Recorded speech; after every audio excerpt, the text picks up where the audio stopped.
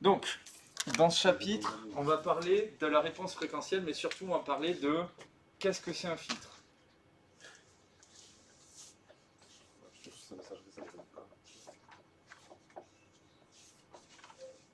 Qu'est-ce que fait un filtre?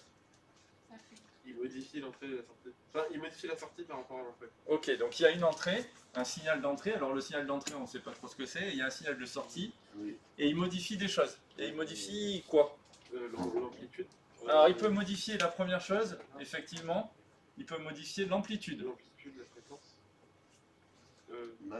Est-ce que la fréquence en TP, vous aviez Non. vu une modification de fréquence, non? Par contre, l'amplitude en fonction de la fréquence, ce que je voulais dire. ouais, l'amplitude. Donc ici, il va y avoir Et un le gain qui dépend de la fréquence, effectivement. C'est quoi le deuxième La chose? phase. La phase. Il va y avoir un déphasage. Ok. En fait, dans quel cas c'est intéressant de savoir ça? Bah, imaginons chez vous, alors attention, dessin, je vous avais promis un dessin d'une grande qualité. Ceci est une télé. Une télé cathodique. Non, c'est un écran plat, regarde. On le voit, il est tout plat. Et bien sûr, comme vous êtes de la haute société et tout ça, vous avez forcément un home cinéma 5.1,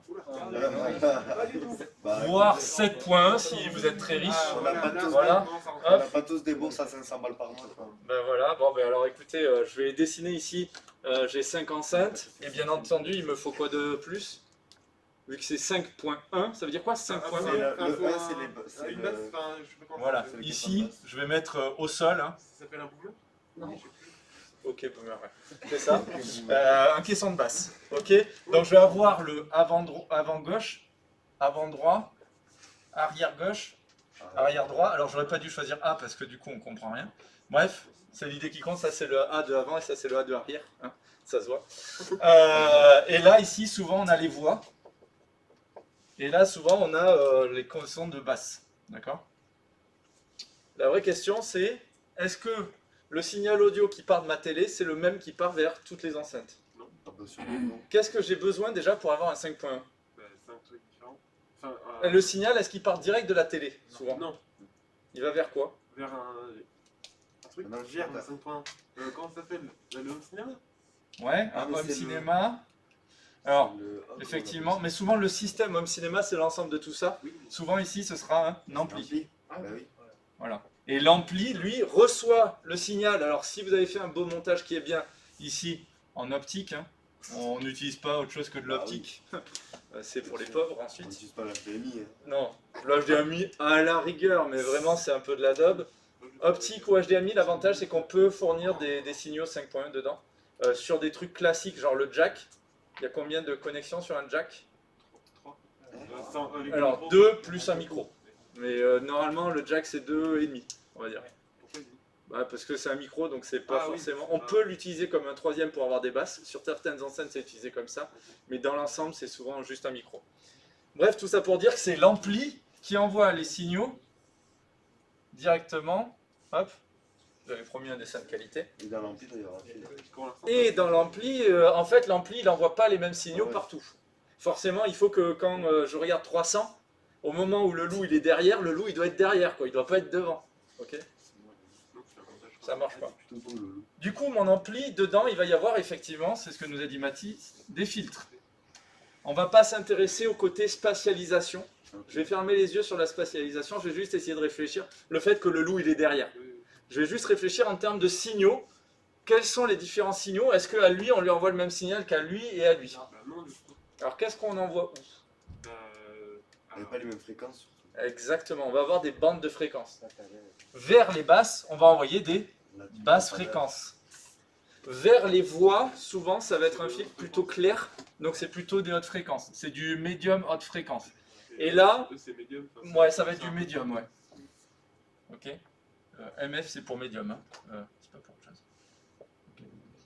Voilà un petit peu l'idée. Alors ça, c'est un premier truc, dans un truc qui vous parle. L'audio, en général, ça parle parce que c'est des basses fréquences, des hautes fréquences. Si je prends à l'époque, alors vous n'avez peut-être pas connu ça, mais sur certains serveurs, quand on téléphone à votre messagerie ou des trucs comme ça, on peut cliquer sur un chiffre Oui. pour répondre à la question ou pour choisir un menu. Quand je clique sur un bouton, ici là, mes boutons en fait, ils font un bruit. Oui, ils ont une façon de faire. Eh bien, ils n'ont pas une fréquence, ils ont deux fréquences. En fait, il y a une fréquence F1 qui est là, qui est choisie parmi 3 valeurs, et une fréquence F2 qui peut varier, qui est choisie parmi 3 valeurs aussi. Il y a plusieurs combinaisons et ça envoie une somme de 2 sinus. Et le récepteur, il va devoir décoder laquelle des 3 est là, laquelle des 3 est là. Donc c'est pareil, il va avoir besoin de filtrer. Alors à l'époque, on faisait tout en analogique, c'était bien chiant. Maintenant, on fera tout en numérique, mais ça, c'est le programme de 2e année. Nous, ce qui est important, c'est de se dire comment je peux comparer, par exemple, 2 caissons de basse pour voir s'ils sont de bonne ou de mauvaise qualité. C'est une bonne question, ça. Ah, il y a un... Non, je sais plus. C'était... Bon, il y a des histoires de puissance. Dans le contrôle, il y avait ça. Oui. Donc il y a plusieurs choses. On pourrait parler de puissance. Est-ce que mon truc il va être capable d'envoyer une puissance audio assez grande? Ok. Bon, ça c'était le chapitre sur les puissances, je reviens pas dessus. Voilà. On va avoir le TDH. Le TDH, Oui, c'est ça. Le TDH, c'est à quel point mon truc il est capable de restituer correctement les bonnes fréquences. Est-ce qu'il va pas rajouter des fréquences pourries dedans? Est-ce qu'il va pas créer des harmoniques? TDH. Voilà. Et enfin, on va avoir un autre truc, c'est la bande passante. Ah oui. Est-ce que mon enceinte est capable de laisser passer toutes les fréquences ou pas? Ce que je vous conseille de faire un petit test quand vous aurez un peu de temps là, vous demandez à quelqu'un de vous téléphoner avec sa chaîne IFI ou n'importe quoi à la télé, avec de la musique à la télé, sur le téléphone normal, d'accord? Et ensuite vous faites le même test avec un appel WhatsApp. Et vous verrez que dans un des deux cas vous entendrez bien la musique et dans l'autre vous entendrez absolument rien. Ah oui. En fait la téléphonie normale, qui passe pas par internet, la qualité, on coupe à environ 4 kHz. C'est hyper bas, c'est hyper pourri. Mais pour comprendre la voix d'un humain, ça suffit 100 000 fois. Pour entendre un concert correctement, c'est de la merde. Voilà. Parce que les instruments, on a besoin de toutes les harmoniques, on a besoin de tout ce qu'il y a derrière pour reconnaître les instruments, avoir la qualité musicale nécessaire. Sur la téléphonie par IP, on n'a pas la même limitation, je crois qu'on est à 12 ou à 15 kg. Donc en fait, on laisse passer plus de fréquences, donc c'est cool. Voilà. Pareil, quand vous achetez des micros, la qualité du micro, c'est son TDH, mais c'est aussi la bande de fréquence qu'il est capable de capter. Et ça fait une différence. Voilà. Et on peut avoir des micros qui ont une très bonne bande de fréquence, mais qui ont un TDH pourri. Des petits micros chinois, là, on peut avoir ça. Il y aura du son, jusqu'à haute en fréquence, mais ce sera un peu distordu, quoi. Voilà. Ok. Tout ça, c'est bien beau, mais quand je parle de bande passante, déjà il faut qu'on sache ce que ça veut dire. Ça veut dire quoi bande passante? Parce qu'en fait les signaux, les autres signaux, ils passent. Pas beaucoup, mais ils passent. Donc il va falloir qu'on voit ce que ça veut dire en pratique bande passante, et pour ça, on va voir l'outil qu'on a vu en TP, le diagramme de Bode. Le diagramme de Bode, c'est un moyen de voir les deux effets de mon filtre, c'est-à-dire le gain, à quel point il laisse passer la fréquence ou pas, et le déphasage, donc à quel point il va décaler le signal ou pas. Voilà un petit peu l'idée de ce chapitre. Ok. Ce qui est cool, c'est qu'à partir de maintenant, on va travailler que en complexe. Donc on va être sur des ponts de diviseurs en complexe, des choses comme ça. Des fonctions de transfert en complexe, on ne va pas faire des équadifs. On va les mettre de côté pour un petit moment. Ok. Ça va l'idée de la logique du truc? Ok. Et bien c'est parti. On parle de la réponse fréquentielle. Donc, pourquoi on appelle ça réponse fréquentielle? C'est qu'on va regarder la réponse à plusieurs fréquences. Jusqu'à maintenant, on avait regardé nos signaux. J'avais regardé un signal E de T, et je l'avais regardé, moi, en temporel. Voilà si j'avais un sinus, et voilà si j'avais de la voix, quoi. Ok? Des trucs comme ça. On avait regardé aussi ce qu'on appelle le spectre. Le spectre, on regarde le signal, mais en fonction de la fréquence. Mais encore une fois, on regarde les amplitudes de mon signal. On avait vu la fondamentale, la valeur moyenne, tout ça, les harmoniques. Ok. Ça, tout ça, c'est pour des signaux. Mais ce qu'on a dit tout à l'heure, c'est qu'un filtre, ce n'est pas un signal. Un filtre, je ne sais plus qui me l'a dit tout à l'heure, il prend un signal en entrée et il redonne un signal en sortie. Donc le filtre, on ne va pas regarder son temps et sa fréquence, on va regarder des réponses à des signaux. Et la réponse au signal, ce sera le diagramme de Bode. Ok? Ça va à peu près? Ok. Je suis perdu, mais vraiment pas pour ça. Le film, on peut l'écrire avec PH aussi, non? De quoi? filtre, on peut l'écrire avec TH aussi, non? Ça? Oui, mais là, c'est si tu veux faire un filtre d'amour. Ça, c'est un filtre d'amour. L'autre, c'est un filtre pour faire du filtrage. Ah, ok. Voilà. Donc, désolé, je sens ta déception, mais nous ne ferons pas de filtre d'amour dans notre cours. Voilà. Ok. Alors. Hop. On va parler de ce que c'est un quadripôle linéaire. Alors, un quadripôle linéaire, quadripôle, ça veut dire quoi quadripôle? 4 pôles. Bah, félicitations, il y a 4 pattes. Voilà, c'était dur. Hein. Alors attention, parce que jusqu'à maintenant, vous, souvent, quand vous parlez d'entrée et de sortie, on parlera dans 90% du temps d'une tension en entrée et d'une tension en sortie. Mais en vrai, ça pourrait très bien être un courant en entrée, une tension en sortie. Ça pourrait être une puissance en entrée, une puissance en sortie. Ça pourrait être plein de choses, d'accord? Mais 95% du temps, pour nous, ce sera des tensions. Mais si le sujet nous dit j'ai un courant en entrée, j'ai un courant en sortie, et c'est un filtre qui filtre le courant, ben on dira ok, je vais travailler avec les courants. On fait confiance au sujet, on suit ce qu'il nous dit. Ok? Dans les quadripôles, on verra plusieurs choses. On verra 2 grandes familles. Vous en avez aperçu 2 grandes familles. Si je fais, je vais me mettre ici. Hop. Si je fais ça avec un condensateur, hop. Voilà, ça c'est ma boîte avec mon quadripôle. Si vous regardez, j'ai un quadripôle, hein. J'ai bien 4 pattes. C'est un quadripôle qu'on va appeler passif. Pourquoi passif? Parce qu'à l'intérieur, il n'y a que des composants qui n'ont pas besoin d'être alimentés. Or, la plaquette que vous avez utilisée en TP, on avait besoin de venir l'alimenter. Parce que dedans, il y avait un composant actif. Donc là, on a des quadripôles actifs. On verra ce composant-là, on le verra dans un prochain chapitre. Donc, vous inquiétez pas. Je vais faire un dessin au pif juste pour faire un dessin. Hein. Hop. Hop là. Voilà. Et là, en fait,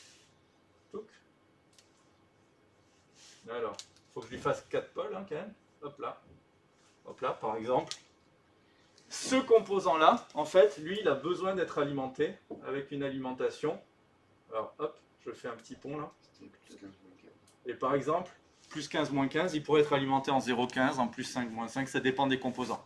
En tout cas, ce qui est sûr, c'est que là, pourquoi c'est un actif? Actif, parce que j'ai besoin de l'alimenter. D'accord? C'est ça la grosse différence. Et de toute façon, dans vos circuits, vous verrez des circuits où il n'y a que des résistances, des condensateurs, des diodes, des trucs comme ça, passifs. Des circuits où j'ai un ampli hop, actif. Voilà ce qu'il faut reconnaître. Ça, c'est des mots-clés à connaître qui sont importants. D'accord? Ouais. Ça s'appelle un amplificateur opérationnel, mais vous inquiétez pas, on le voit dans 2-3 chapitres. Okay. Donc vous ne stressez pas pour l'instant. Il y avait ça aussi sur ce vidéo, il fallait expliquer à quoi ça servait. Ah, d'accord. Alors, moi, je vous demandais juste de dire ce qu'il disait le monsieur dans la vidéo, pas plus. Ah. Voilà, parce qu'en fait, nous, on va faire tout un cours sur ça aussi après. Voilà. Je vous ferai un cours sur ce composant-là en particulier, qui fait une fonction et qui fait plein de trucs en fait. On peut faire des multiplieurs avec, on peut faire des additionneurs analogiques, donc on peut faire de l'électronique à l'ancienne quoi avec ça. Voilà. Il existe des quadripôles passifs linéaires. 95% de nos études sera du linéaire. Et du non linéaire. Putain. Ah ben non, je n'ai pas écrit les non linéaires. Ok. Non linéaire, je vous donne un exemple de non linéaire. Souvent, un truc qui est non linéaire, ce sera avec... Ça, c'est quoi comme composant? Une diode. Voilà. Bah, la diode, elle est souvent en non linéaire. Alors, elle peut être en linéaire, mais les 3/4 du temps, elle fait des comportements non linéaires. D'accord? Je rentre pas dans les détails, c'est hors programme. En gros, ce qu'il faut retenir, c'est que vous, on sera toujours dans le meilleur des mondes. C'est cool. Ça se passe bien, on est content. Ok? Donc ça, je vous conseille, si vous voulez faire les petits dessins à côté, vous pouvez les faire. Si vous voulez pas les faire, vous les faites pas, c'est vous qui voyez. Enzo, si tu as besoin, tu le dis. Ok?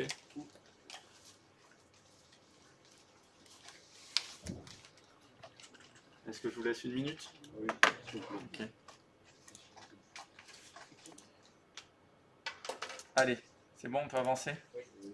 Donc, voilà un peu pour les grands trucs. Ça, c'est du vocabulaire plus qu'autre chose. Hein. Ça sert à pas grand-chose. C'est pas le cœur du chapitre. on va arriver sur le cœur du chapitre. En gros, là j'ai un petit schéma. J'ai un signal d'entrée, d'accord? Et on a dit que ce signal d'entrée va passer dans mon filtre.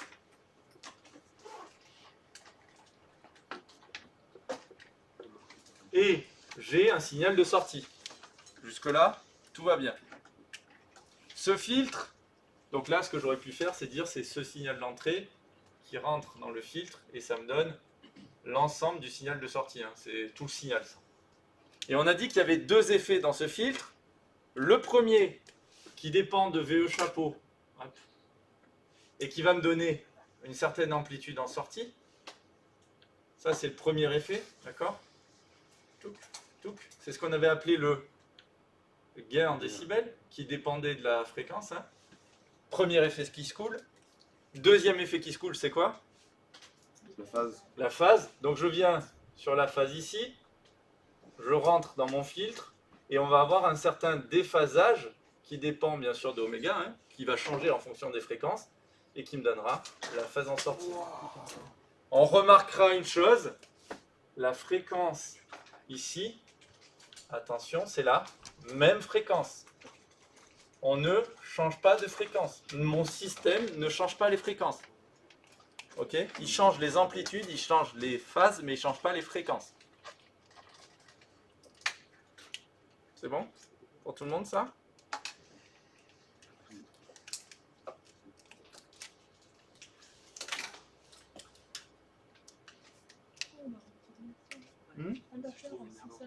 Fais ce que tu veux, c'est ta feuille. Si tu as envie de la faire, ce schéma qui te permet de comprendre, tu le fais. Si tu n'as pas envie de le faire, tu le fais pas. Moi, je m'en fous un peu, honnêtement.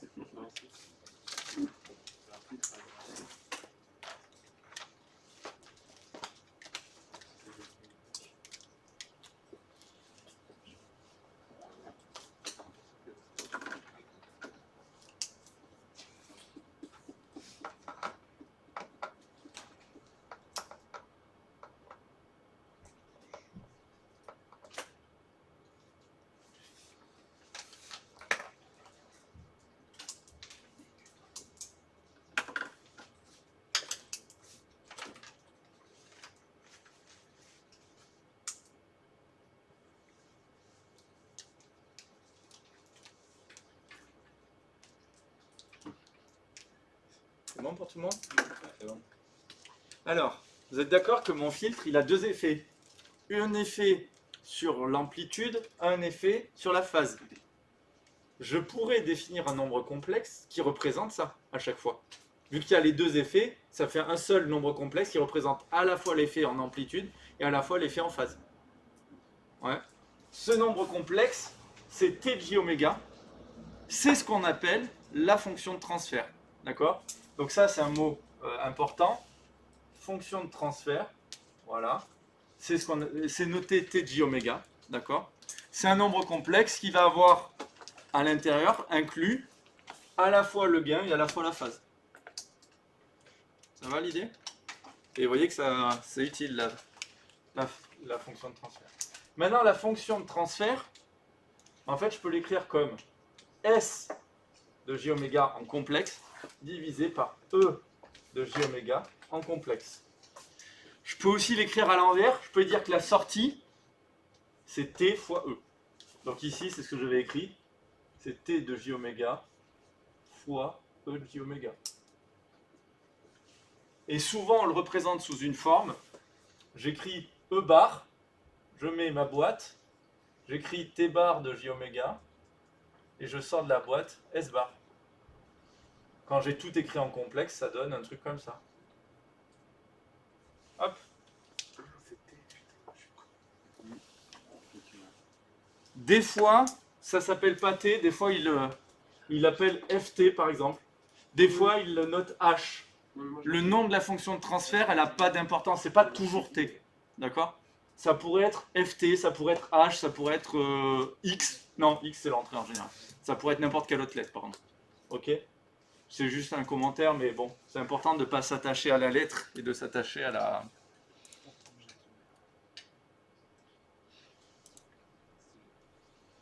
Du coup, T bar, on a dit il contient deux choses. Alors je vais écrire à côté, mais c'est écrit en dessous, hein, d'accord, je vous le dis. T bar il contient deux choses. Il va contenir, on pourrait le réécrire comment? On pourrait le réécrire comme ça. Module de T bar, exponentielle J, argument de T bar. Vu que c'est un nombre complexe, je peux très bien l'écrire sous sa forme exponentielle. Et petit secret, ça va être finalement lié aux amplitudes, et ça va être lié au déphasage, forcément. Mais on a bien intégré dans notre nombre complexe les deux effets qui nous intéressaient. Ok? Donc ça, vous pouvez l'écrire à côté si vous voulez, ça vous permet de mieux comprendre ce que j'écris juste en dessous. Donc ici, d'accord? Ça, je vais l'écrire au milieu du tableau, ce sera plus simple pour moi. Le module de T bar de J oméga, c'est ce qu'on appelle l'amplification. Ok? Et c'est quoi? Ben en fait, c'est le module de S bar sur le module de E bar. Et c'est quoi les modules des signaux? On avait appelé ça comment? Le module d'un signal. C'était sa valeur efficace. Le module de mon signal, c'est sa valeur efficace. Donc, c'est ce que je vais appeler, par exemple, S efficace sur E efficace. Donc, ce qu'on va pouvoir retenir, c'est que, en gros, le module d'une fonction de transfert, nous, on le calculera toujours comment? Comme la valeur efficace du signal de sortie sur la valeur efficace du signal d'entrée. Alors, il y a des cas particuliers quand je suis en sinus. Par exemple, en sinus, ça c'est S chapeau sur racine de 2, E chapeau sur racine de 2, donc ça me fait en fait S chapeau sur E chapeau. Mais que quand je suis en sinus, par exemple. Donc il faut faire attention, ça c'est la vraie définition. Mais nous, dans 90% des cas, on sera en sinus. Donc ici, je peux écrire que en sinus, je l'écris autour du égal, hein, en sinus, c'est S chapeau sur E chapeau. Mais je le mets que comme ça pour pas perturber le truc, quoi.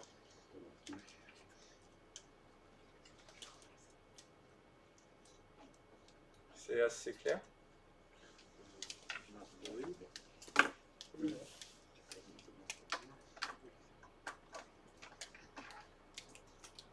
Monsieur, j'ai pas compris ce que c'était en dessous. De quoi? Module de T bar J oméga C. T bar, c'est la fonction de transfert. C'est tous les effets de mon filtre sur toutes les fréquences possibles. Ok. Et comme c'est un nombre complexe qui dépend de la fréquence, ce que je vais faire, un nombre complexe, j'ai le droit de l'écrire tout le temps comme un module et un argument. Ok. C'est un nombre complexe. Tu te souviens, on peut les écrire en fonction de l'angle et la distance. Oui. Ce nombre complexe, il a une distance et un angle. Ok. Okay. Je vais regarder alors son module, pour parler correctement. Son module. On sait que T bar, c'est S sur E.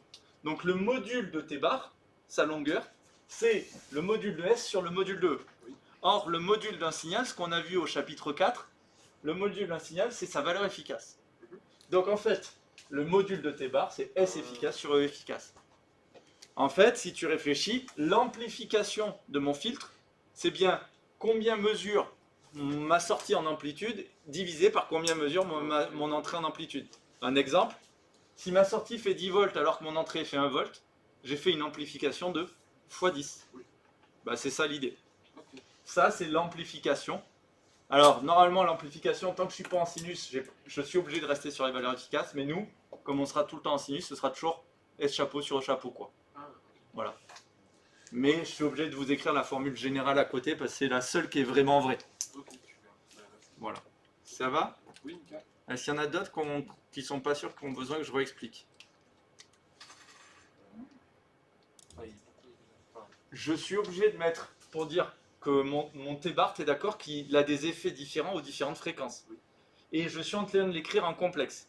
Donc pour dire qu'il dépend de la fréquence, j'écris entre parenthèses oméga. Et pour bien dire je suis en complexe, je dis il dépend de J oméga. Comme ça, je sais bien que c'est une fonction complexe, je l'avais déjà dit avec la barre, mais si on n'est pas sûr, on la remet, qui dépend de J oméga. Ok. Voilà. En pratique, vous verrez que dans environ 12 lignes, les J oméga, ils vont partir en vacances parce que c'est chiant à écrire, mais au début, j'essaye de l'écrire propre parce que il faut bien comprendre que la fonction de transfert, elle va avoir des effets différents à toutes les fréquences. C'est le but d'un filtre, hein, d'ailleurs. Heureusement que voilà, ça n'a pas les mêmes effets partout, sinon ce ne serait pas un filtre. Ok? Ça va pour tout le monde? Ok. Ça, c'était le premier effet qui se coule. Deuxième effet qui se coule, c'était l'argument. Enfin, le déphasage, mais l'argument. Donc, je peux écrire que l'argument, donc vous le marquez en bas, hein, je reste ici, moi, mais l'argument de T de J oméga, c'est quoi? Ben, c'est l'argument de S bar sur E bar. Et ça y est, j'en ai déjà marre de mettre les J oméga partout. Allez, je tiens encore un peu le coup. Et l'argument d'une division, c'est l'argument du premier moins l'argument du deuxième. Ça en fait des parenthèses. Hein. Argument du premier moins argument du deuxième. Or, l'argument d'un signal, on a dit que c'était quoi? Sa phase. Donc, regardez, c'est ce qu'on appelle de manière très vulgaire phi S moins phi E. Et donc, en fait, l'argument de mon filtre, c'est quoi? Ben, c'est le déphasage de la sortie par rapport à l'entrée. Bon, il n'y a pas de grosse surprise ici, mais je vous explique bien de pourquoi. Hein.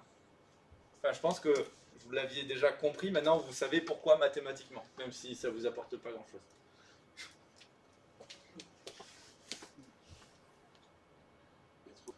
Ok. Donc là, je vous propose, tout ça, on peut le justifier en une ligne, en 10 fois plus simple. Je vous le montre. Hop. Hop là. Vous êtes d'accord que je peux écrire que T bar, c'est S bar sur E bar. Jusque-là, pas vraiment de quoi casser les trois pattes à un canard. S bar, je peux dire, bah S bar, j'ai le droit de l'écrire, c'est un nombre complexe, comme S efficace, exponentielle, J fois la phase de S. Ah oui. Ça va? Ouais. E bar, je peux l'écrire comme E efficace, exponentielle, J phi E. Ma fraction, je peux maintenant la séparer en deux. Je vais dire que c'est S efficace sur E efficace fois exponentielle divisé par une exponentielle, ça fait quoi sur les puissances? Quand j'ai 10 puissance A divisé par 10 puissance B, c'est 10 puissance A moins B. Donc là, ici, c'est pareil avec les exponentielles. Ça va me faire exponentielle J phi S moins J phi E. Alors, si j'avais été un peu malin, j'aurais mis le J en facteur. D'accord? Donc là, je vous l'écris pour que vous le compreniez. Mais je suis un petit peu malin. Je mets le J en facteur. Et là, on est arrivé au résultat. Regardez, je l'ai exprimé sous une forme qui est, non sans rappeler, l'expression d'un nombre complexe.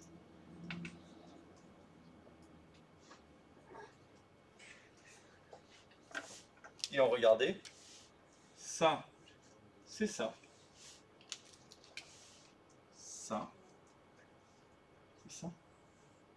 Est-ce que vous voyez l'élégance du calcul qui se fait quasiment instantanément? Non? Tu vois pas que c'est plus simple ça? En fait, il est aussi long que les autres, c'est juste qu'il est sur une ligne. Bah, du coup, il est moins long. Bah, Vu que non. l'autre, il y avait plus de lignes. Oui, mais il y avait moins à écrire sur chaque ligne. Est-ce que les autres, vous êtes convaincus que c'est plus simple? Enfin, je sais pas. J'abuse un peu. Mais... C'est bon, c'est juste pour vous montrer qu'on peut arriver au même résultat par plusieurs moyens et que ça donne la même chose. Ok, ça c'est dans le. Je l'ai écrit dans. J'ai écrit rappel de la justification. Ici, il est écrit rappel. Là. Ah, ok. Vous voyez?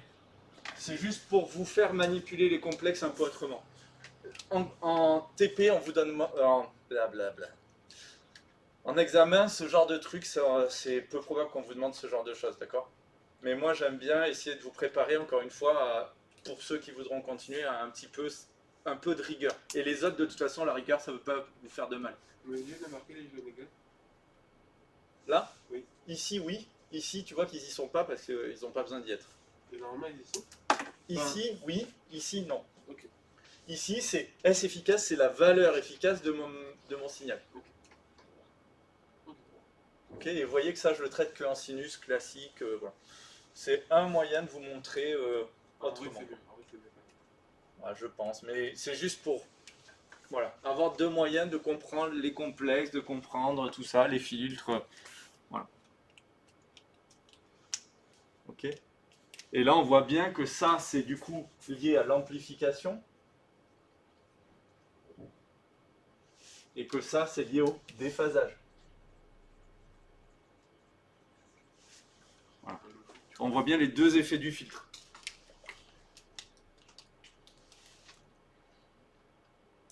Allez, go. Donc tout le but du jeu qu'on va avoir dans nos exos, dans notre pratique, ça va être de trouver TJ oméga.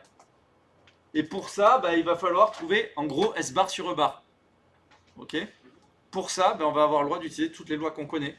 Loi d'Ohm, loi des mailles, loi des nœuds, tout en complexe. Et en fait, à la fin, but du jeu d'avoir S sur E. Et tout ce qui sera de l'autre côté de l'égalité, ce sera notre fonction de transfert. Cool, hein? Voilà. Allez. Et en pratique, comment on fera? Sinon, en pratique, si on ne veut pas faire la fonction de transfert, on pourra aussi faire directement le diagramme de Bode qui nous donne tous les effets à toutes les fréquences. Voilà. Il y a le calcul, mais il y a aussi la pratique. Et vous aurez à savoir à faire un peu des deux. Mais bon, ça reste très raisonnable. Hop là. Donc, voilà. Tout ça, c'est dit. Ok. Donc, le diagramme de Bode, c'est deux diagrammes. D'accord? C'est ce que je vous avais expliqué en TP. On a deux diagrammes. Premier diagramme, le gain en décibels en fonction de la fréquence. Ok? Deuxième diagramme, le déphasage. Alors souvent on dit la phase, mais on devrait dire le déphasage. Mais vous verrez que souvent j'écris pas delta phi, j'écrirai phi. Parce qu'en fait c'est la phase qu'introduit mon filtre. Et c'est le déphasage entre l'entrée et la sortie. Ok? Mais c'est juste une erreur de parole, quoi. Donc souvent, j'essayerai de faire attention à dire delta phi, mais vous verrez que souvent, je dirais juste phi. Ok? Voilà les deux diagrammes qu'on va tracer. Ce qu'on a vu en TP, c'est que pour avoir les diagrammes de manière propre, on sera en échelle semi-log. Ça veut dire quoi l'échelle semi-log? Ça veut dire que ici, on ne touche pas à cette échelle-là. Regardez, je vais de moins 20, ou de plus 20 en plus 20. Ici, ça fait 20 dB. Ici, ça fait 20 dB. Ici, ça fait 20 dB. Ok? Ensuite, pourquoi c'est semi-log? Parce que l'autre échelle, ça va être logarithmique. Logarithmique, si vous regardez, pour une longueur donnée, là, ça fait combien la longueur? Je vais de 10 à 100, ça fait 90. Là, je vais de 1 à 10, ça fait 9. Donc pour la même longueur, j'ai pas la même nombre, j'ai pas la même variation. En fait, on le notera jamais comme ça. Nous, on va regarder, ce qu'on va noter, c'est qu'en fait, on fait du x10. x10. La même longueur sera du x10. C'est ce qu'on appelle une décade. Une décade, c'est x10. Ok? Donc ça, c'est important de le savoir. Mais de temps en temps, le problème, c'est que x10, ce sera trop loin dans le graphe, on ne le verra pas forcément. On a besoin de voir un truc un peu plus petit. C'est ce qu'on appelle une octave. Une octave, comme son nom ne l'indique pas, oct, ça veut dire 8, et bien là, c'est x2. Voilà. C'est l'absence de logique complet. L'octave, c'est x2. C'est le truc où l'étymologie ne nous aide pas, en fait. Elle nous fait un piège. Donc là, si je passe de 1 à 2, j'ai fait du x2 ici. Donc là, quand je passe de là à là, j'ai fait une octave. Si je vais de 2 à 4, j'ai fait une octave. Ok? Si je vais de 10 à 20, j'ai fait une octave. Alors attention, quand on lit les chiffres là, regardez, si le premier trait c'est 10, le deuxième trait c'est 20, le troisième trait c'est 30, le quatrième trait c'est 40, 50, 60. Et les traits d'avant, par exemple ici j'étais à 1, est-ce que j'y vois sur mon truc? J'y vois absolument rien. Le trait d'avant ici c'était 0,1, là j'ai quoi? Si ça c'était 0,1, j'ai 0,2, 0,3, 0,4, ok, là j'ai 1, et juste après j'ai 1,1. Perdu, merci de l'avoir fait. Non, je n'ai pas 1,1, j'ai 2. Ah putain. En fait, cette échelle-là, elle est chiante. Ce que je vous propose pour y penser, moi souvent je l'écris comme ça. Alors je vous montre parce qu'en IUT on l'écrit souvent comme ça. On va écrire 1 fois 10 moins 1. 2 fois, hop, 2 fois 10 moins 1. 3 fois 10 moins 1. Etc. etc. Et quand on revient à 1, on passe à la puissance de 10 au-dessus. 1 fois 10 puissance 0. 2 fois 10 puissance 0. 3 fois 10 puissance 0. Etc. etc. Et ensuite, quand j'arrive à la puissance de 10 au-dessus, 1 fois 10 puissance 1. 2 fois 10 puissance 1. Est-ce que vous avez compris l'idée? Attention, 10 puissance 0, ça fait combien? Ça fait 1. 10 moins 1, ça fait 0,1.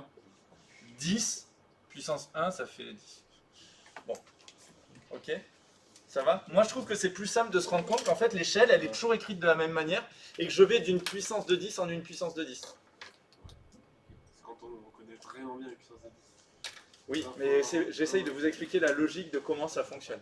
Le problème, c'est que si tu n'as pas... En fait, le fait d'avoir compris ça, tu vas voir qu'on va l'utiliser souvent, mais l'erreur souvent que les élèves font, ici, Ouais, c'est ce que j'ai fait. ils me lisent, comme tu m'as lu tout à l'heure, 1,1 au lieu de me lire 2. Ouais, j'ai une question. Oui. Du coup, la première octave et la dernière octave d'un truc, c'est la même chose. C'est des octaves. Elle est plus petite, mais c'est pareil.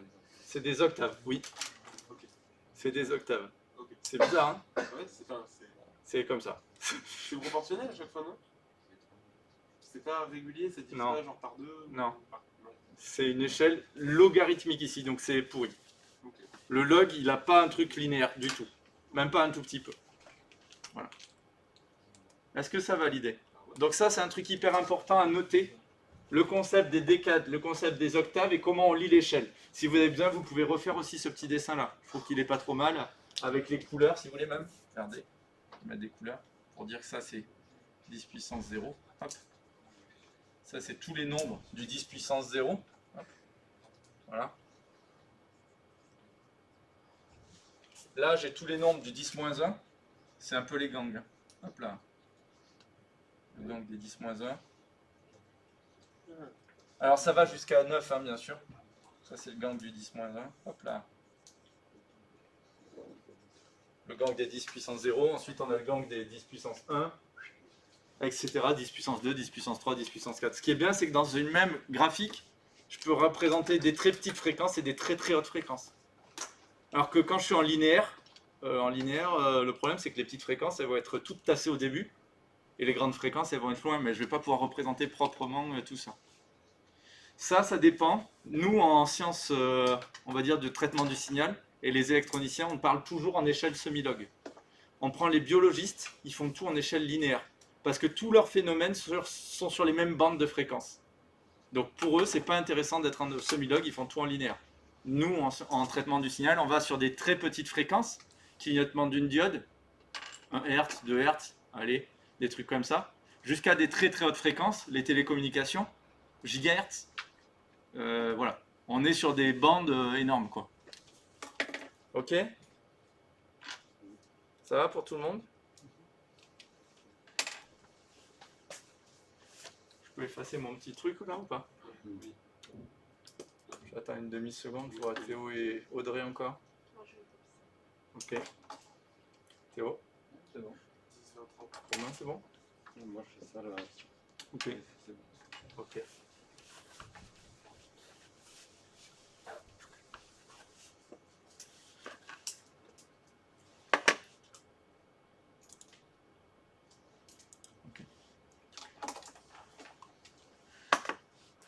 Donc, on va parler de plusieurs types de gains. Alors, je l'ai rajouté ça parce que je me suis rendu compte que souvent les élèves, ils n'arrivaient pas bien à comprendre. Pourtant, je trouvais ça relativement simple, mais ce qu'on appelle le gain linéaire.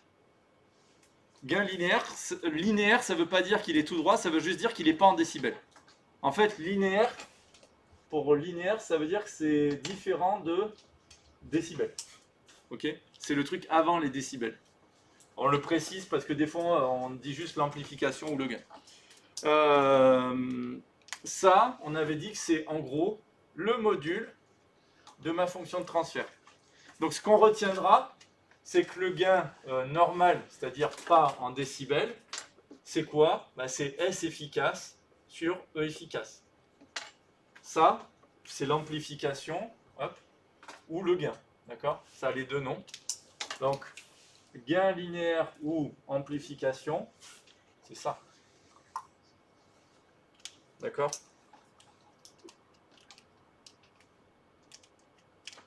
J'en profite parce qu'ici, je vais aussi préciser l'atténuation. Hop. Que je ne dis pas tout de suite, que je dirai plus tard. Après qu'on ait rempli le bas. Ok?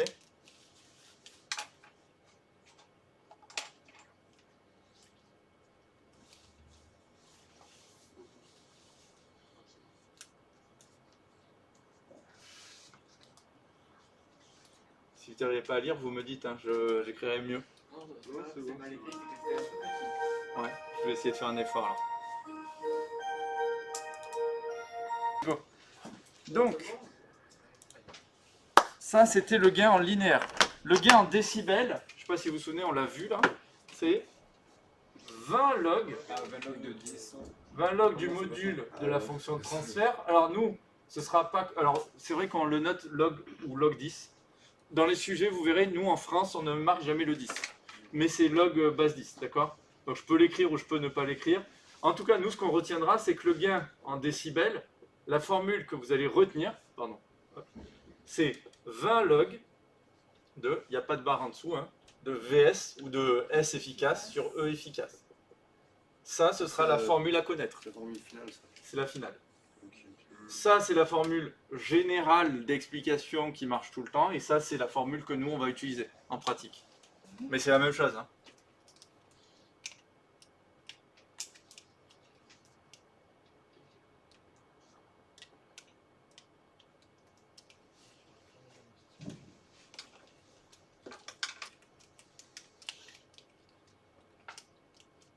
Ah bah, en fait, j'avais prévu de le mettre là. Ce carré-là, c'est ce que j'avais prévu. Désolé. Bon, c'est pas grave, on s'en fout. Hein. Ça change rien. Je le note une fois. Le note pas deux fois, ça sert à rien. T'écris rien là, au pire, c'est pas grave. Du coup, on le voit mal. Mais c'est pas grave, je le remets Ah, pas. mais du coup, il n'y a pas le petit. Oui, mais parce que là, j'avais prévu de dire qu'on le fait à chaque fréquence. Ok. Mais c'est juste que je vous avais dit, souvent, j'avais la flemme d'écrire le J oméga. Bravo, c'était un de ces moments-là. Donc là, vous, hop, vous oubliez ça, vous écrivez ça. C'est mieux de l'écrire. En fait, on fait la mesure à chaque fréquence. C'est bon pour tout le monde? Ok. Quand la sortie est plus petite que l'entrée, ça veut dire que mon signal, est-ce qu'il est amplifié ou atténué? Il est atténué. D'accord?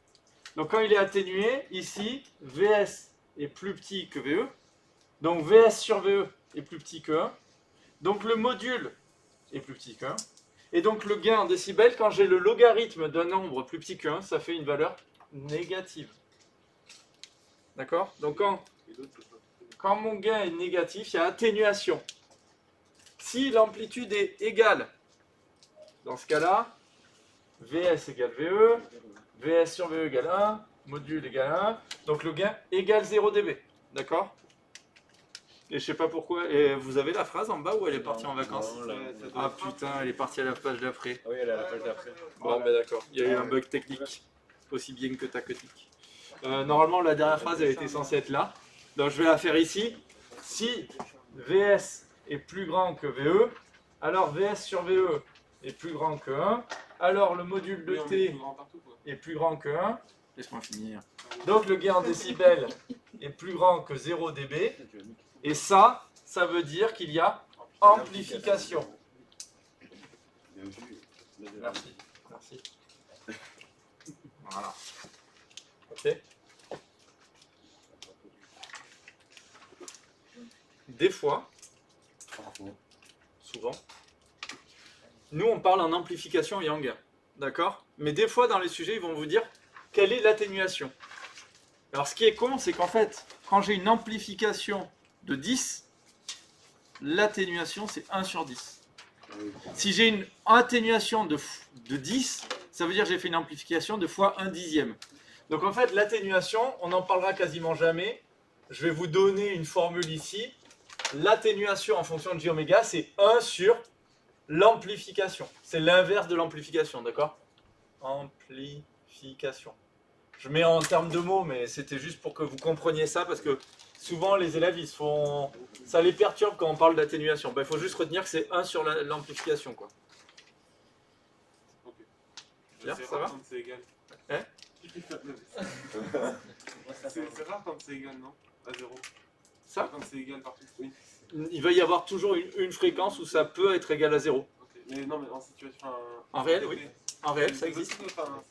Ça existe. En En fait, fait, ce qu'il faut que tu vois, c'est que des fois, ce sera un peu inférieur à 0, un peu supérieur à 0, et le moment où c'est entre les deux, bah, ça va passer par la valeur 0, à une fréquence. Tu veux un exemple? Je te fais un exemple. Je représente le gain en décibels en fonction de la fréquence. Alors en fréquence ou oméga, c'est pareil. Je vais faire un système qui fait ça. Qu'est-ce que je peux dire? Bah, je peux dire que jusqu'ici, j'avais un gain qui était comment? Positif. Donc là, je suis dans une partie amplification. Ça amplifie les basses fréquences. Ici, j'ai un gain qui est négatif, donc j'ai une atténuation. G dB négatif, atténuation. Mais tu vois que ça dépend de la fréquence. Est-ce que ça répond à ta question? Genre là, c'est égal? Non, c'est amplifié. C'est quoi là, c'est amplifié. Tant que je suis au-dessus de 0, c'est amplifié. Mais du coup, ça veut dire qu'il faut que ça reste au niveau de 0 pour que ce soit égal. En fait, ce qu'il faut bien que tu vois, j'ai dB positif, j'ai une amplification. À cette fréquence-là, je vais essayer de faire un point, cette fréquence-là, C'est 0. c'est 0, donc à cette fréquence-là, l'entrée en amplitude sera aussi grande que la sortie en amplitude. Mais que pour ce diagramme-là, hein, que à cette fréquence-là. Ok. Ouais. C'est bon. Ouais. Ok, cool. Tu vois, j'avais jamais fait ça avant, je trouve que c'est bien, c'est intelligent comme schéma. Enfin, c'est mieux pour comprendre, donc je vais le faire sur ma feuille et je le ferai l'année prochaine. Ça mérite pas 20 XP pour avoir posé les questions. Si tu veux. C'est vraiment pas parce qu'on en fait niveau 5 à 20 XP. Depuis tout à l'heure, je suis en train de chercher une erreur, monsieur. Vraiment. C'est vraiment mon objectif. Hein. Corrode. Ok, donc là on a parlé de du gain et de l'amplification du coup. C'était le premier effet de mon filtre. Donc pour mesurer l'amplification quand je suis en TP, je mesure la valeur efficace de la sortie, la valeur efficace de l'entrée. Alors, le cas particulier, c'est quand je suis en sinus. En sinus, la valeur efficace, je peux très bien dire que c'est S chapeau divisé par racine de 2. Et E efficace, je peux dire que c'est E chapeau divisé par racine de 2. Et les racines de 2, qu'est-ce qu'elles font? Et on peut les simplifier. Donc ça veut dire qu'en fait, nous en TP, je pourrais très bien faire S chapeau sur E chapeau pour pas me faire chier. Ouais. Ok? Mais c'est valable que pour des valeurs, pour des sinus, ça. Souvent, moi, les deuxièmes années, je leur faisais apprendre que celle-là, avant. Mais là, on travaille avec un sinus, c'est très bien. Ouais, voilà. Donc c'est pour ça que celle-là, c'est la valeur générale, et là, c'est Ouais. qu'un sinus, donc c'est pas critique. De toute façon, vous ferez quasiment que du sinus. Donc. Ok? Est-ce que c'est bon l'idée? Oui. Donc vous pouvez le savoir avec les valeurs efficaces ou avec les chapeaux, ça ne me dérange pas. Hop. Maintenant, on va parler de la phase. Plus exactement du déphasage. Comment je mesure un déphasage? Ah merde, je suis en freeze encore. Hop. Comment je mesure un déphasage? Ça faisait hyper longtemps. Alors, sur mon super dessin de la mort qui tue tout, hop là, vous y voyez là? Ok. C'est quoi la flèche bleue? C'est quoi cette valeur? On l'appelle comment? T0. T0, voilà. Alors ici, ce serait T0 de, par exemple, C'est la tension. E, l'entrée. Ah Ça, oui, c'est d'accord. E de T. Et le rouge, on va dire que c'est S de T. Ça, c'est ce qu'on appellerait T0S. Où est-ce que je trouve le déphasage de S par rapport à E? Bah, c'est ça, là. Ça, c'est delta T de S par rapport à E, c'est-à-dire T0S moins T0E. La tête moins la queue de la flèche. Et comment je calcule le déphasage? Par une formule extraordinaire qui est delta phi de S par rapport à E égale plusieurs variations possibles. Moins oméga, delta t de S par rapport à E. Soit on la prend comme ça, soit on la prend avec la formule qui est plus simple à utiliser en TP, moins 2pi sur T, delta T de S par rapport à E. Les deux formules sont valables. Moi, je vous avais fait apprendre celle-là, et souvent, vous faites la transformation vous-même. Donc, vous encadrez celle que vous préférez des deux. Les deux sont justes. Ok? Après, on pourrait se faire chier aussi avec T0S, je calcule phi0S, T0E, je calcule phi0E, et ensuite je fais delta phi0S moins phi0E. Bon, si vous avez envie de vous faire chier, vous pouvez faire ça. Est-ce que vous y a besoin que je le réécrive ça? La version chiante? Non? Non. Ok. Ça là, tout le monde doit le maîtriser. Et je vous avais dit que ce serait hyper important, félicitations. C'est encore toujours aussi important qu'au début. Même peut-être plus encore. Ok? Donc vous voyez, je l'ai remis dans ce cours-là, je lui ai même laissé une page entière pour que ça rentre dans la tête de tout le monde.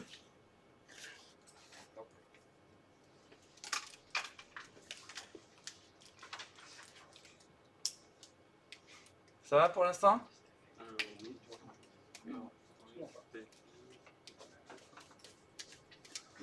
Allez, j'efface le milieu en attendant. On va passer à la partie un peu nouvelle du cours. Jusqu'à maintenant, c'était presque plus des rappels que des trucs nouveaux. Ok? Mais c'est important d'avoir bien compris tout ça pour savoir pourquoi on fait ça. C'est bon? Non. Mais...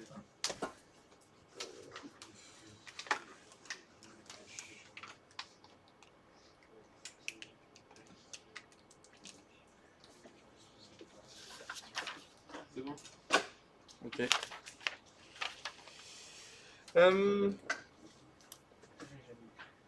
Dans la vie, il y a des cactus, bien sûr. Mais sinon, je connais pas la chanson. Non, j'ai pas... Ah putain, l'absence de culture, ok, ça c'est vrai. Dans la vie, il y a des systèmes de premier ordre, il y a des systèmes de second ordre, et il y a des systèmes d'ordre plus grand que 2. Et ce qu'il faut voir, on en a déjà parlé un petit peu. Ce qu'il faut voir, c'est qu'en fait, les systèmes d'ordre plus grand que 2, on va pas les voir. Super, tout ça pour dire ça. En fait, les systèmes d'ordre 2, c'est des sommes et des sommes de plusieurs ordres d'avant. Si je veux un ordre 4, je vais prendre par exemple soit 2 ordres 2, soit un ordre 2 et 2 ordres 1. Suivant ce que je veux faire, comment je veux régler, tout ça. Est-ce que du coup c'est avec des puissances de 4? Oui, c'est avec des puissances 4. Nous, on ne va pas faire tous les ordres supérieurs. En IUT, par exemple, ils le font. Ils apprennent les ordres de base et ensuite ils les utilisent pour faire des ordres plus grands. En BTS, je n'ai jamais vu un sujet avec des ordres plus grands, si ce n'est à un moment où on vous fait lire le diagramme un petit peu, mais vite fait quoi. Nous, du coup, on va se concentrer sur les ordres 1 et ordre 2. Et dans ces filtres, on a dit tout à l'heure qu'on avait besoin de filtres qui laissent passer que les basses fréquences. C'est ce qu'on va appeler des filtres passe-bas. C'est original. Hein. Ensuite, on peut avoir des passe-haut. Et il existe, alors je le mets entre pointillés, un truc bizarre qui s'appelle le passe-tout. Le passe-tout qui s'appelle aussi le déphaseur. C'est un filtre, il laisse tout passer, mais par contre, il déphase. Ça, c'est pour les premiers ordres. D'accord? Les premiers ordres, ils peuvent être que de 3 types. Celui-là, je vais vous en parler pour vous dire qu'on ne le fera pas. Mais je vais vous en parler quand même parce que c'est bien de savoir qu'il existe. Parce qu'il existe. Il était dans le F1, non? Les seconds ordres, oui, voilà. J'en ai quand même parlé un tout petit peu dans les exos, mais c'est pas à l'examen. Ce qui va être à l'examen, c'est ça, ça et les autres. Les seconds ordres, je vais avoir plusieurs types possibles. Vu qu'on a une puissance plus grande, on a plus d'éléments qu'on peut régler. Vous vous souvenez que dans un premier ordre, on avait dit qu'on pouvait régler taux et T0.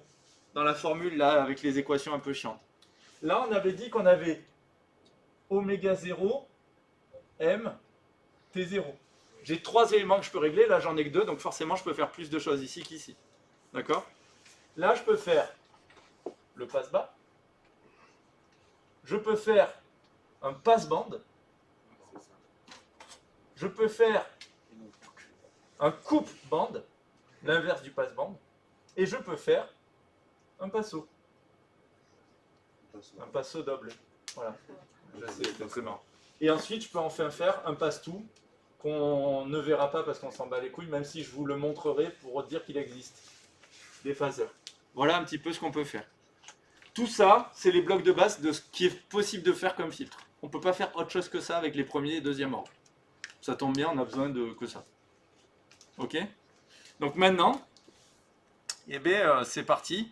On va aller voir les différents filtres. On va regarder qu'est-ce qu'ils font, comment ils s'écrivent, quelle tête ils ont, c'est quoi leur diagramme de Bode, comment je lis ces diagrammes. Et puis voilà. Ok? Vous allez voir que par rapport au chapitre 5, on va retrouver des choses. Notamment la fonction de transfert. Donc je commence par un filtre passe-bas d'ordre 1. Sa fonction de transfert s'écrit T0 sur... Ah, attendez, laissez-moi l'écrire entière. T0 sur 1 plus tau j oméga. Ça, c'est la première manière de l'écrire, mais on peut aussi l'écrire avec oméga 0. T0 et oméga 0 peuvent être interchangés. 1 plus j oméga sur oméga 0. C'est les deux manières de l'écrire. Avec oméga 0 qui vaut 1 sur tau. 1 sur tau. Tau, c'est ce qu'on appelle la constante de temps, et T0, l'amplification statique. On l'avait déjà vu, ça. Ok? J'ai vu que c'était taux, TO en haut. Je Non, comprenais pas. non, tau, mais oui. alors pardon, Non, tau mais- c'est l'huile. Oui, oui, C'est un T avec un truc comme ça, et ça se dit tau, comme ça. oui. Non, mais c'est- Comme dans Warhammer 40 000, Oui. la race des taux. Ok? Il faut connaître Warhammer 40 000. Désolé. La culture, je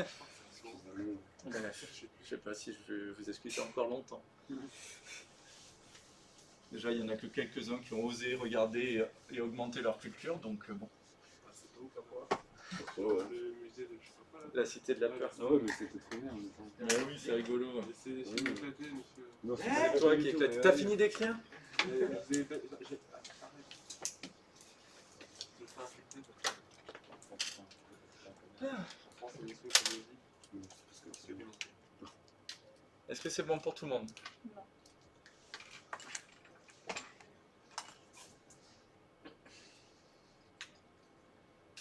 Allez, écris. Je t'attends là. Pourquoi on m'attend? Parce que tu viens de me dire non.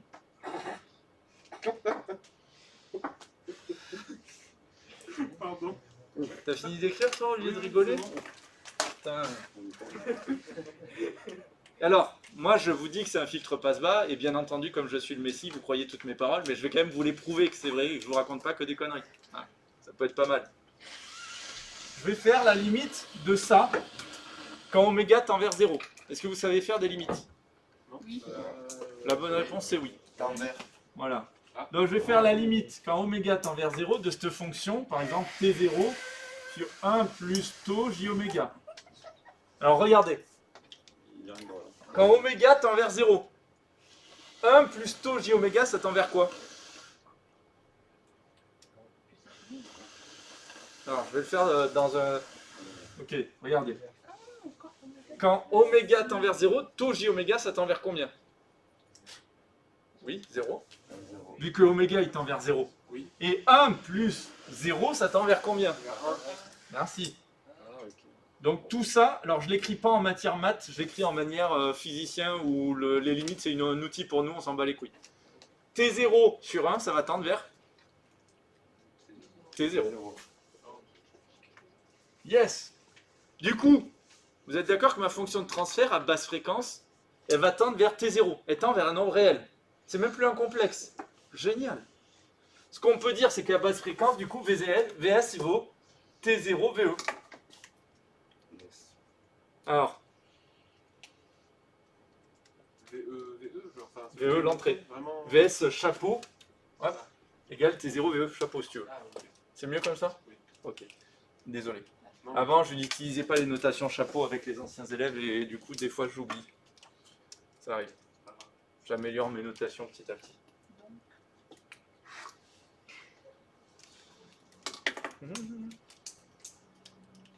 Donc, est-ce qu'on peut dire que le filtre, il coupe ou il laisse passer les basses fréquences? Et- Vu que VS, la sortie, c'est égal à T0 fois l'entrée. 5 fois, hein, là. Mais il coupe les basses fréquences. Ben non, Il regarde. laisse passer les basses. C'est T0 fois plus grand que mon entrée. Mais on a Donc- dit que ça tendait vers 1. Non, ça tend vers T0 tout ça. Ah, C'est le bas qui tend vers 1 et la fraction entière tend vers T0 sur 1, donc T0. Donc en fait, le filtre laisse passer les basses fréquences.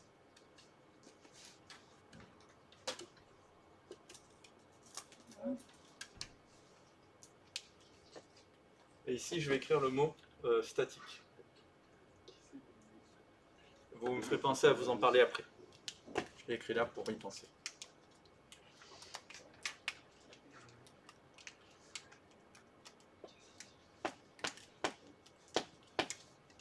On fait la même chose en haute fréquence? Oui. En haute fréquence, la limite, quand oméga tend vers plus l'infini, de T0 sur 1 plus tau j oméga. Ça va tendre vers quoi quand oméga tend vers plus l'infini? Ça tend vers plus l'infini. Oui. 1 plus l'infini, plus l'infini. T0 divisé par un nombre infini, 0. Ça tend vers 0. Donc, en haute fréquence, Vs égale 0 fois Ve, c'est-à-dire 0.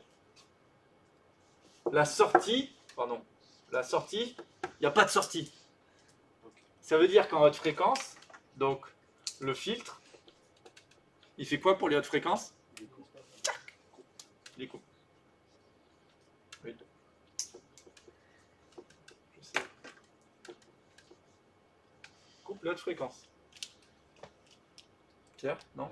Théo, quand on met TO et plus infini, ça fait quoi? Ça fait... T0 Oui, pas divisé par un nombre extrêmement grand.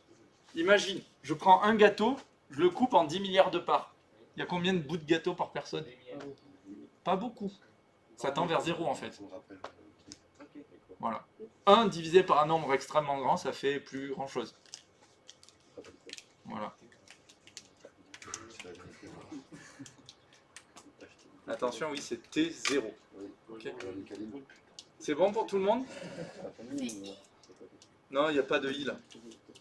Donc le filtre, c'était il coupe les basses fréquences, ou il coupe les hautes fréquences. Le I, c'était juste un... Quand j'ai mis mon carré, il s'est décalé un peu. Oui, je sais, j'ai une technique pour faire mes cours avec des carrés. Des carrés blancs? Oui. C'est le petit. Hein? Ça doit marcher quand même. C'est pas le plus pratique, mais ça marche. Ouais. Et du coup, est-ce que vous avez les corrections sans les carrés? Il y a Euh, des réponses dessous? alors, oui, parfois, mais pas partout. Par exemple, tous les diagrammes que je vais vous faire, Oui. comme j'ai eu la flemme de les faire à l'ordi, pour l'instant, ils existent un peu dans la version manuelle, un peu des fois dans ma tête. Souvent, je prends même pas mon cours à côté, je fais mes schémas et puis voilà. Là, c'est juste qu'il y a des trucs, des fois, que je veux pas oublier de vous dire. Donc, des fois, je laisse des trucs, des fois, les trois quarts du temps, vous avez vu, j'ai même pas mes feuilles de cours avec moi, j'improvise. Ce qui fait que des fois, je sais plus ce que je veux marquer aussi. Ouais, ça arrive. Mais au moins, c'est un peu plus vivant que si je les ai juste mes feuilles, quoi. Vous les donner par rien dire. Ou voilà, aussi. Donc, c'est un peu plus long, mais comme on est là pour apprendre, il faut prendre le temps d'apprendre, quoi. Et je trouve que écrire, vous voyez, je vous enlève tous les trucs qui sont chiants à écrire. J'essaye de laisser que des petits trucs importants pour que, quand même, vous perdiez pas cette habitude, quoi. Est-ce que c'est bon? Donc, je vais juste faire une petite remarque. Basse fréquence, j'ai T0. Et c'est mon amplification quand je suis en basse fréquence. En fait, pourquoi ça s'appelle amplification statique? On peut l'appeler aussi, des fois, en continu. On peut aussi dire que c'est quand F tend vers 0. C'est la même chose, tout ça. Donc, quand on parle d'amplification statique, statique, c'est en continu ou c'est quand la fréquence tend vers 0, c'est-à-dire les basses fréquences. C'est bon pour tout le monde? Voilà.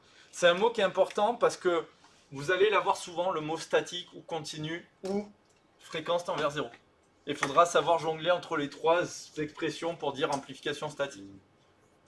Ok. Alors on va tracer le diagramme de Bode en bas là, ici. Vous allez tracer le diagramme de Bode. Je vais le tracer d'abord. Je vous propose de faire ça pour que vous sachiez un petit peu à quoi vous attendre. Le diagramme de Bode va être tracé avec deux diagrammes, on l'avait dit. Un premier diagramme du gain en fonction de la fréquence. Un deuxième diagramme de la phase en fonction de la fréquence. Pardon, du déphasage en fonction de la fréquence. Je vous avais dit, hein, G, dB en fonction de la fréquence. Il y a deux asymptotes, je ferai le calcul après. Je le ferai que pour ceux qui veulent comprendre les histoires d'asymptotes. un trait droit ici, qui est ici à 20 log de T0. Ok. Et ensuite, une deuxième asymptote ici, touc, qui fait ça. D'accord? Cette asymptote-là a une pente de moins 20 décibels par décade. Quand j'avance d'un x10, ça descend de 20 dB. C'est la pente. Ok? Je vous ai dit, le problème des dB par décade, c'est que des fois, on n'a pas une décade sur notre feuille. La feuille, elle ne va pas assez loin. On a besoin d'autre chose. Ben, on écrira des fois moins 6 dB par octave. Alors, vous allez me dire comment on se souvient de ces valeurs. Je vais vous le dire tout simplement. Vous êtes d'accord qu'une décade, c'est 10? Oui. Oui. Eh bien, regardez, 20 dB par décade. En fait, je fais 20 log de 10. Merde, faudrait que je sache écrire. Et 20 log de 10, ça fait 20. Comment j'obtiens les 6 dB par octave? Une octave, c'est 8. Pas du tout. non, C'est 2. 2. Si je fais 20 log de 2, ça fait 6. Ah ouais. Ouais, du coup, faut Ok. savoir ce que Il faut savoir ce que c'est une octave. Et quand tu sais ce que c'est une octave, tu fais 20 log de 2 et tu sais que ça te donnera moins 6 dB ou plus 6 dB. Ça va être important parce qu'on va le voir après. le plus 6, du coup, c'est vraiment important. Ok. Ensuite, je vais pouvoir faire ma truc ici, là. Je suis désolé, je n'ai pas écouté ce que tu as dit. Pas grave. D'accord, ok. Je m'en rends compte après. Ici, ça va être F0. Alors attention, mon diagramme, vous voyez que je ne l'ai pas fait en oméga, je l'ai fait en F. Si ça avait été oméga, ça aurait été oméga 0. Ok? F0, on a dit qu'il valait, ou oméga 0, il valait 1 sur tau. Donc ce que je vais faire, allez, pour que ce soit plus simple pour ce graphique-là, je vais commencer à le faire en oméga, pour commencer. Ok? Hop, oméga 0, c'est-à-dire 1 sur tau. C'est bon? Il nous reste un dernier truc, une caractéristique de ce diagramme-là.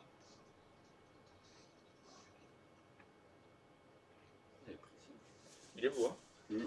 À cet endroit-là, attention, ce n'est valable que pour les premiers ordres. Je l'insiste parce que vous allez voir qu'on va faire les deuxièmes ordres lundi ou mardi.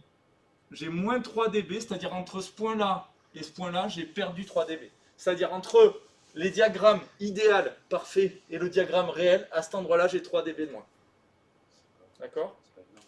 Et ça, c'est ce qu'on va appeler la bande passante. Vous inquiétez pas, après je vous laisse le temps de le faire, le diagramme. Maintenant, je viens en face. C'est droit. J'espère que vous ferez plus droit sur votre feuille que sur la mienne. Mais bon, c'est l'idée qui compte. Ici, au début, je suis à 0. Ensuite, je descends. Et là, je vais là. Au début, je suis à une phase ici qui vaut 0 degré ou 0 radian. On peut parler dans les deux unités. Et ici, je suis à moins pi sur 2 radian. Mon diagramme réel passe ici, pile poil au milieu. Le milieu de moins pi sur 2, c'est moins pi sur 4 radian.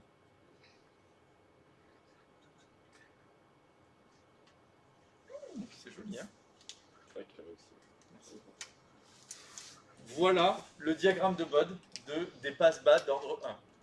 Regardez où est-ce que je trouve les paramètres. Le paramètre T0, je le retrouve en fonction de la hauteur de ce premier plat. Le paramètre oméga 0, je le trouve au croisement des deux axes. Ça va être important pour plus tard, c'est pour ça que je le précise. Le paramètre oméga 0, je peux aussi le trouver au moment où ma phase, elle passe pile poil au milieu.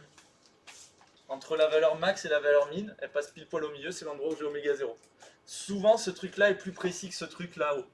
Parce que le diagramme réel, c'est vous qui tracez les axes. Et donc c'est plus dur de tracer des tangentes que de tracer ici un milieu. Oui. Non, non, non. Je vous laisse recopier ça tranquillement.